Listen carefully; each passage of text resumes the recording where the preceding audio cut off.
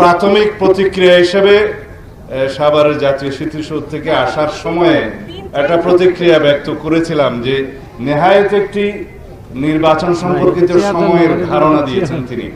এখানে দিন তারিখ মাস সহ এবং নির্ধারিত প্রয়োজনীয় সংস্কার নির্বাচনমুখী এগুলো করা এবং তার জন্য প্রয়োজনীয় সময় নির্ধারণ সহ এবং একটি নির্বাচনের রোডম্যাপ জনগণ প্রত্যাশা করেছিলেন মাননীয় প্রধান উপদেষ্টার কাছে, এই অন্তর্বর্তী সরকারের কাছে। সেই প্রত্যাশা আমাদের পূরণ হয়নি। যে ঘোষণাটা এসছে গতকালকে প্রধান উপদেষ্টার পক্ষ থেকে তার প্রেস সচিব দিয়েছেন, সেটা ওনার ভাষণেরই একটি অংশ ছিল।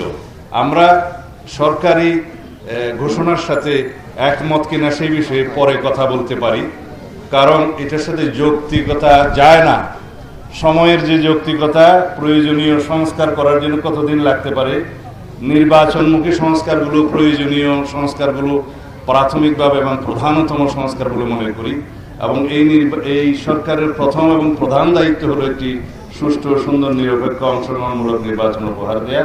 সেই লক্ষ্যে কিছু প্রয়োজনীয় সংস্কার, আইনি সংস্কার, কিছু প্রাতিষ্ঠানিক সংস্কার এবং কিছু মাঠের সংস্কার প্রয়োজন আছে। সেগুলোর জন্য যে সময়টা প্রয়োজন সেটা আমরা বিশ্লেষণ করে দেখেছি যে কোনোভাবেই 4 থেকে 6 মাসের বেশি লাগার কথা নয়। সুতরাং গণতান্ত্রিক যাত্রা পথে যাতে আমরা কোনো রকমের কৌশল প্রয়োগ না করি, সেই আহ্বান জানাবো এই অন্তর্বর্তী সরকারের কাছে।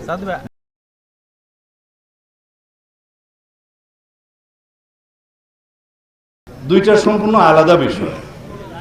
একটা হচ্ছে প্রথমটা প্রধান নির্বাচন কমিশন বলেছে যে তত্ত্বাবধায়ক এই অন্তর্বর্তীকালীন সরকারের চাহিদা অনুযায়ী ওনারা নির্বাচন অনুষ্ঠানের জন্য প্রস্তুত আছেন।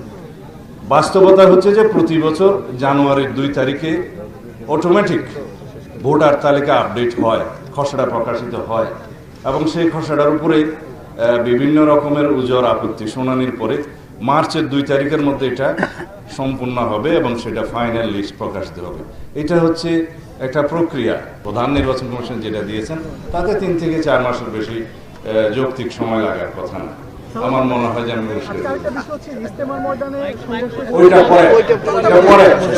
আদালতের বিষয়ে যেটা বলেছেন তত্ত্বাবধায়ক সরকার ব্যবস্থা ফিরে এসছে, এটা আরেকটু সময় নিতে হবে। কারণ এটা দুইটা বিষয়। একটা হচ্ছে যে সংসদে পঞ্চদশ সংশোধনীর মাধ্যমে তত্ত্বাবধায়ক সরকার ব্যবস্থা উঠিয়ে দেওয়া হয়েছে এবং একই সাথে তার আগে সুপ্রিম কোর্টের আপিল বিভাগ একটি জাজমেন্ট দিয়েছে যেখানে তত্ত্বাবধায়ক সরকার ব্যবস্থা বিলুপ্ত করে। সেটার বিরুদ্ধে এখন রিভিউ শুনানির জন্য পেন্ডিং আছে, রিভিউ আছে এবং সেই রিভিউটা ফাইনালাইজ হওয়ার জন্য আগামী মাস পর্যন্ত সম্ভবত সময় আছে। সেইটাতে যদি জনগণের পক্ষে রায় যায়, তত্ত্বাবধায়ক সরকার ব্যবস্থা যেটা বিলুপ্ত করে একটা বিতর্কিত রায় খায়রুল হক সাহেব দিয়েছিলেন, সেটার বিপক্ষে যদি রায় যায় তাহলে একদম পাকাপোক্তভাবে তত্ত্বাবধায়ক সরকার পুনর্বহাল হবে সংবিধানে।